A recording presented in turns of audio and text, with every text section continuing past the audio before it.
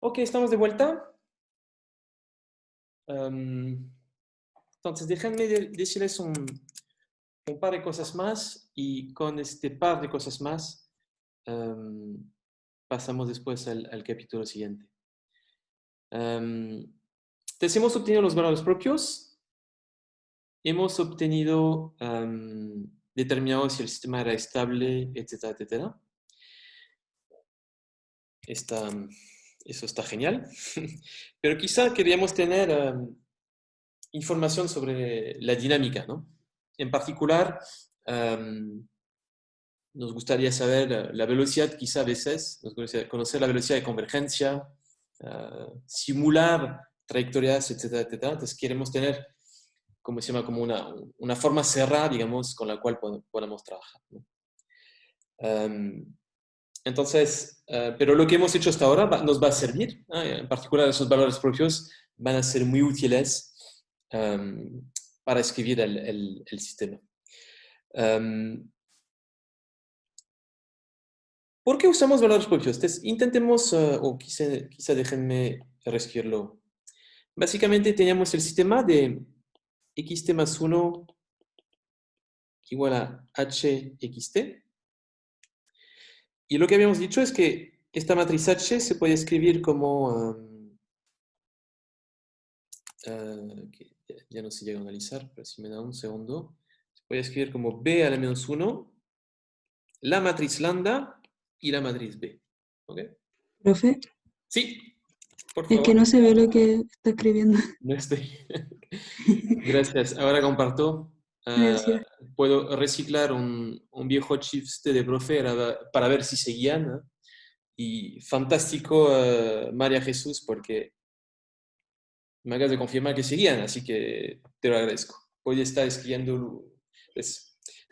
Lo que quería decir era, recordemos por qué usamos valores propios. Entonces, les decía que originalmente el sistema linearizado um, se escribía así. Y la matriz H, al diagonalizarla, ¿eh? Nos permitía reescribir el sistema de la siguiente manera, donde xt más 1 era nada más que beta a la menos 1 lambda b xt, y multiplicando por b,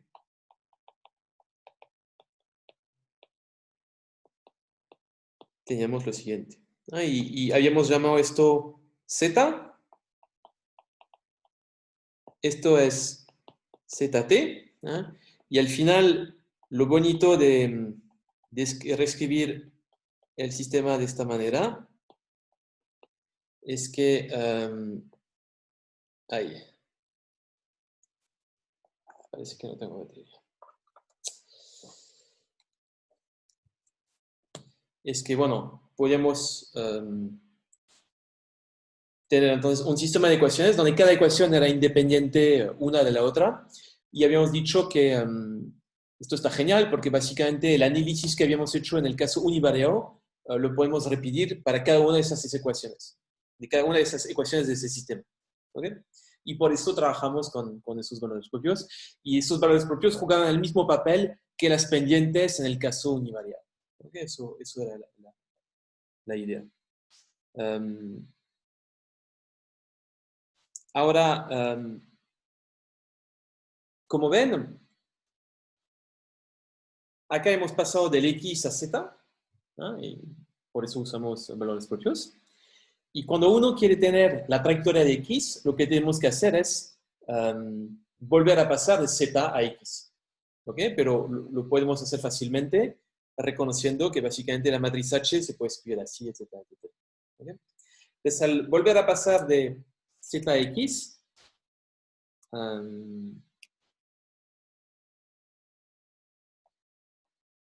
uno lo que obtendría sería como una sumatoria, ¿eh? Eso uno puede mostrar que obtiene el sistema siguiente. Entonces, ¿cuál es la idea? Entonces, primero, antes de darles esto, como para explicar por qué hay un lambda a la de acá, quizá déjenme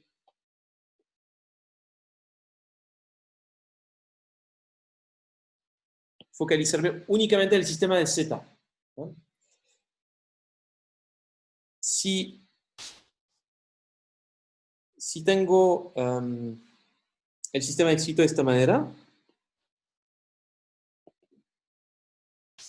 podemos decir que, por ejemplo, Z a la T más 1 vendría a ser lambda por lambda Z a la T menos 1.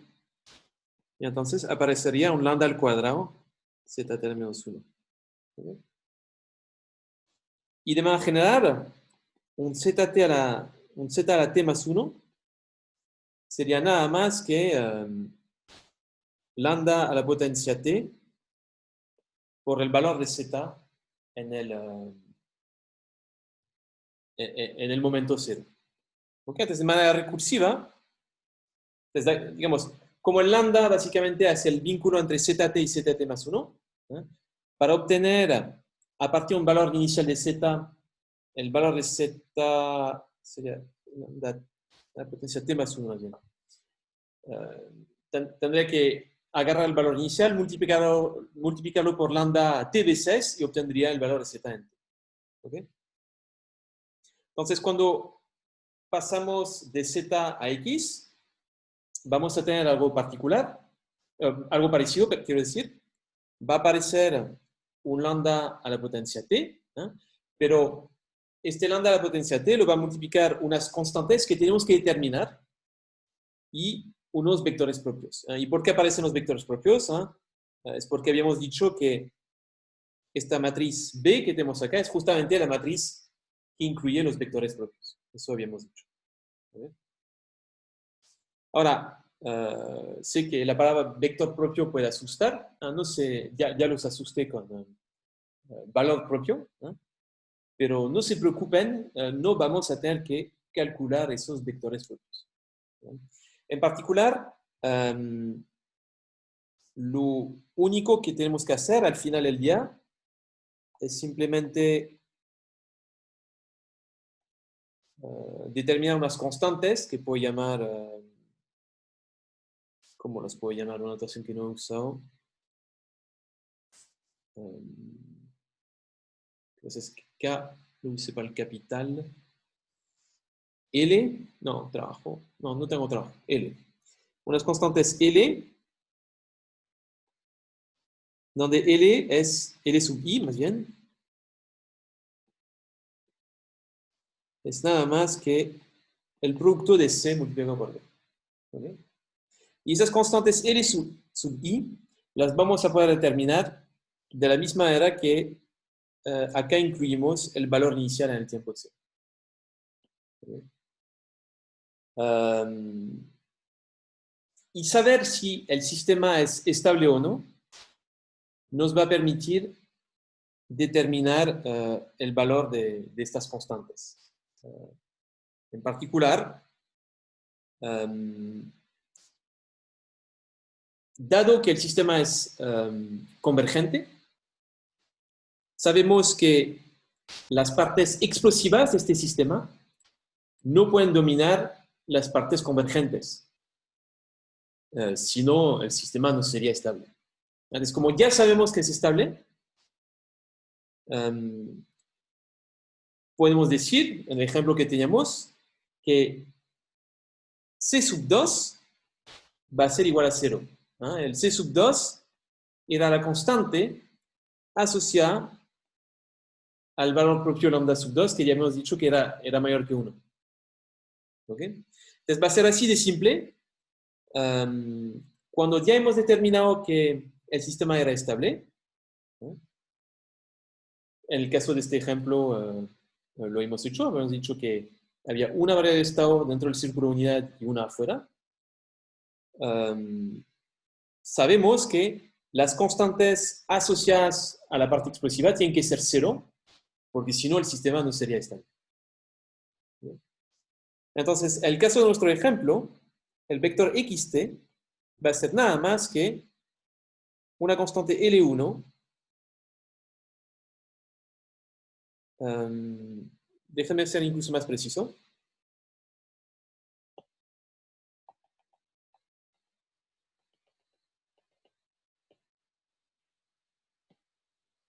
el capital, K de T, va a ser nada más que una constante L1 multiplicado por el capital, no, multiplicado por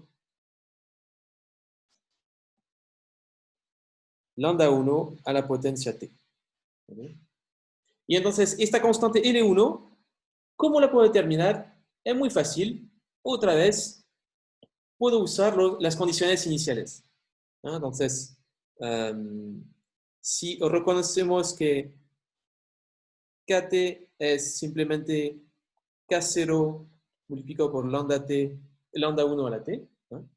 Esto es como decir que esta condición inicial es lo mismo que la constante L1. ¿Okay? Entonces, todo esto como para decirles que cuando quiero determinar la dinámica, lo que tengo que hacer son dos cosas. Tengo que escribir el sistema de esta manera. Entonces, reconocer que mi vector va a ser la sumatoria de los valores propios a la potencia t multiplicado por unas constantes. ¿No? Y tengo esas constantes que tengo que determinar. ¿No? Típicamente para nosotros lo que va a pasar es que, dado que tenemos un sistema estable, las constantes asociadas a las partes explosivas, vamos a decir que toman el valor 0, ¿no? Porque si no, el sistema no sería estable. Y para las constantes asociadas a las partes convergentes, lo que haremos será simplemente usar las condiciones iniciales para determinar esas constantes. ¿No? En el caso de nuestro ejemplo, ¿no? Lo que obtendremos es simplemente que la dinámica del capital va a ser, el desvío del capital en t va a ser el desvío del capital en 0 multiplicado por el valor propio a la potencia. ¿Okay? Así de simple. Y a partir de esto ya tenemos una dinámica, entonces sabemos que la cuestión es convergente y la velocidad de convergencia básicamente nos lo va a dar el valor lambda.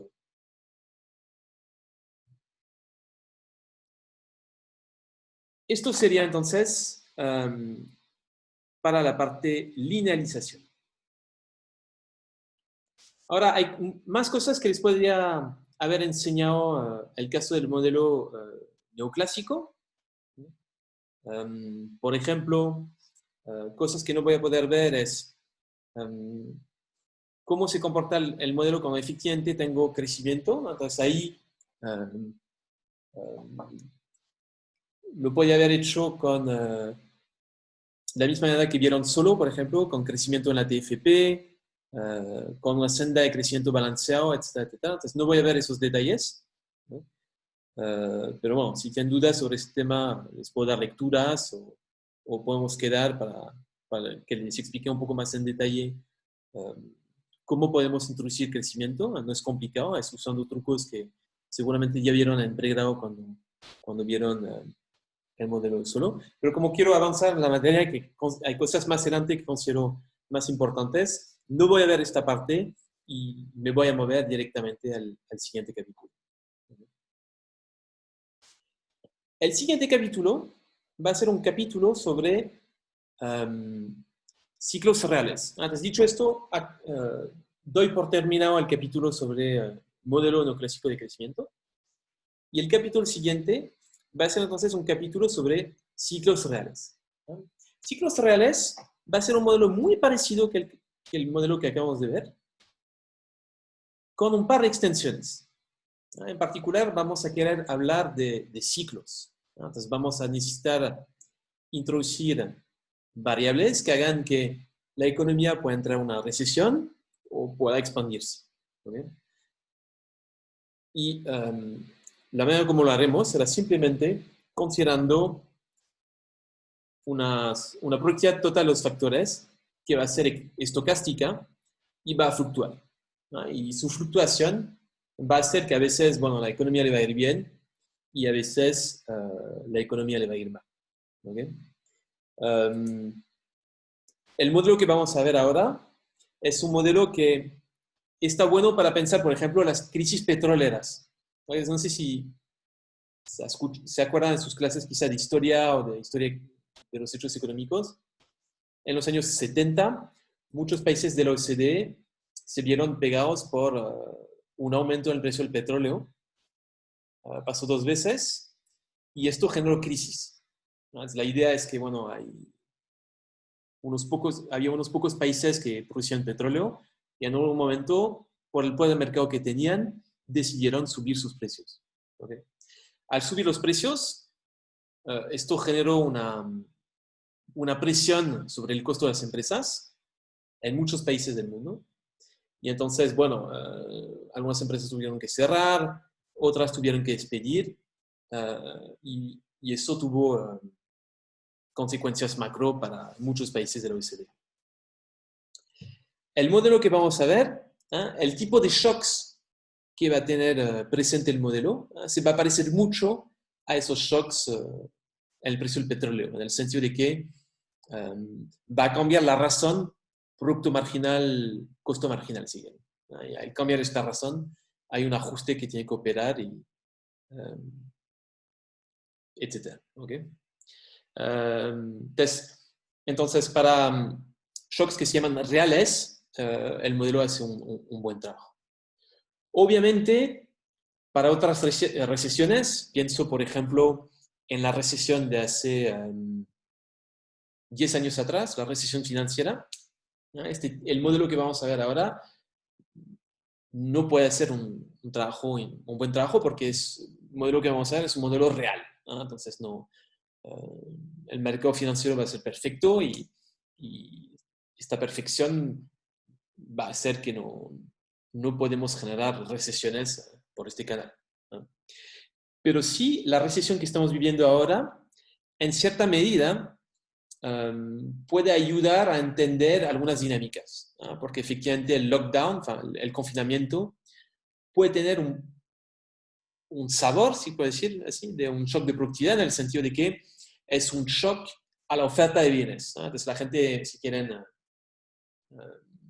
quiere producir y trabajar, entre comillas, bueno, quiere, digamos, no quiero entrar en el debate de si quiere contagiar o no, por supuesto, pero quiero decir que a priori, más allá del virus, no hay ninguna razón por la cual no quería producir y trabajar, eso quiero decir. Pero bueno, la política que han seguido los países para luchar contra el virus fue justamente limitar la oferta de bienes, porque bueno, si entramos en interacciones económicas, la creencia fue que esto podría generar más contagio. ¿Okay? Entonces, para este aspecto de la crisis, el modelo que vamos a ver puede ser útil. Ahora, hay alguna gente que ha argumentado que hay un shock de demanda importante que acompañó este shock de oferta, y este shock de demanda adicional no lo va a capturar este modelo, pero sí va a capturar el shock de oferta. Y entonces, en ese sentido puede ser útil. Digamos, la estructura básica del modelo que vamos a ver ahora puede ser útil para entender algunos aspectos de la crisis actual.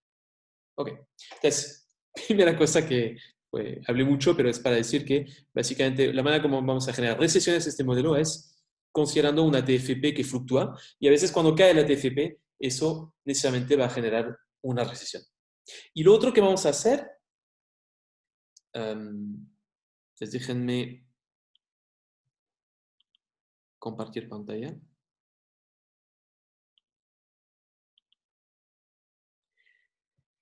Si lo otro que vamos a hacer es considerar un margen intensivo de oferta de trabajo. ¿Okay? Entonces, antes todos trabajaban todo el tiempo. Ahora vamos a introducir un arbitraje consumo-ocio en el modelo. Y este arbitraje consumo-ocio va a hacer que a veces conviene trabajar, a veces no. Y esto va a amplificar el impacto de las crisis. Necesitamos considerar la función de producción que va a enfrentar la empresa representativa. Además de usar capital como en el modelo anterior. La empresa va a usar trabajo, y tendremos que la productividad asociada al trabajo es la que va a hacer que la economía pueda entrar en recesión o expansión. ¿Cuánto trabajo la empresa contrata? Bueno, puede variar con el ciclo también, y va a variar porque también la oferta va a dejar de ser inelástica. Vamos a suponer que la función de utilidad que enfrenta la gente, esta vez no solo depende del consumo, sino que va a depender también del ocio. ¿Ok? Entonces, ¿qué vamos a hacer en la próxima clase? Vamos a considerar el modelo con estas extensiones y les voy a explicar cómo linealizarlo, considerando el hecho de que, a diferencia de lo que hemos visto en la clase de hoy y la semana pasada, estamos en presencia de incertidumbre agregada. Es una diferencia fundamental entre este modelo y el que hemos visto antes. Es este shock agregado, esta incertidumbre, es el hecho de que tenemos una variable aleatoria metida. La presencia de esta variable aleatoria es lo que va a cambiar las cosas. Entonces, cómo extender el análisis hecho antes para tomar en cuenta esta variable aleatoria. Esto es una primera cosa. Y lo segundo que vamos a hacer es que en lugar de linealizar el modelo, lo que haremos va a ser log linealizar. ¿Qué quiere decir log linealizar? Quiere decir que básicamente hoy definimos K gorrito, es el desvío del capital con respecto al estado estacionario, como la diferencia entre KT y K estrella. ¿Sí? Entre el nivel del capital y el nivel del capital en el estado estacionario. ¿Okay? Entonces, el desvío que vamos a considerar en este capítulo, entonces podremos perfectamente considerar la misma definición, ¿no? Pero vamos a considerar desvíos logarítmicos, es decir, que en lugar de tener el nivel del capital, vamos a considerar la diferencia entre el log del capital y el log del estado estacionario. Entonces va a ser un cambio adicional. Entonces, ¿por qué vamos a hacer este cambio? Por la siguiente razón. Al considerar desvíos logarítmicos, ¿no?, las interpretaciones van a ser diferencias porcentuales. ¿Okay? Por ejemplo, en esta definición, ¿no?, acá, si considero el caso en que K gorrito es igual a 0,02, ¿qué significa este 0,02? Significa que el K está un 2% por encima de su nivel de estado estacionario. Entonces, K sub T is 2% above K star. ¿Okay? Son desvíos porcentuales. Antes eran desvíos absolutos. ¿En cuántas unidades de capital estamos por encima o por debajo del estado estacionario? Acá son desvíos porcentuales. Entonces, por ejemplo, un K gorrito de 0,02, si lo defino de esta manera, implica que el nivel del capital está un 2% por encima del valor del estado estacionario.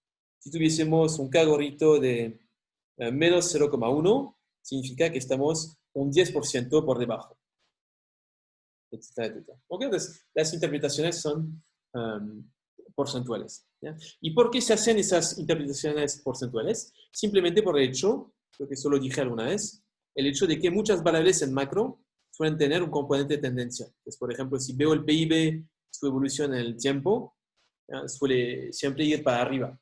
Entonces, si por ejemplo digo que el PIB está a $1 debajo del nivel de estado estacionario hace 2 siglos atrás, este peso no tiene el mismo significado que decir que hoy estamos $1 por debajo del estado estacionario.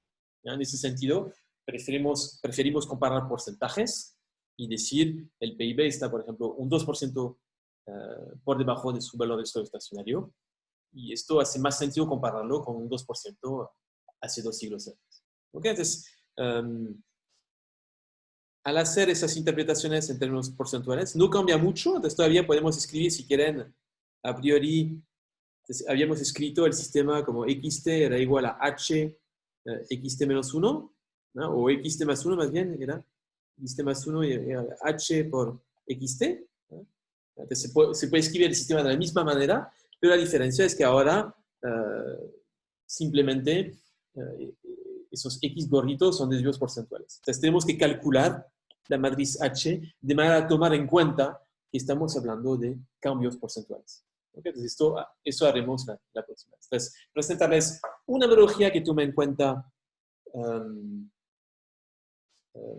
la presencia de shocks agregados, y explicarles cómo podemos hacer cálculos parecidos a lo que hicimos en la clase de hoy y la semana pasada, con la sutileza de que en lugar de considerar desvíos absolutos con respecto al nivel de esto estacionario, considerar cambios relativos. ¿Okay? Les dejo esto, les dejo con esto ahora y me voy a despedir. Nos vemos el miércoles. Les agradezco la atención y entonces miraremos más en detalle esto el miércoles.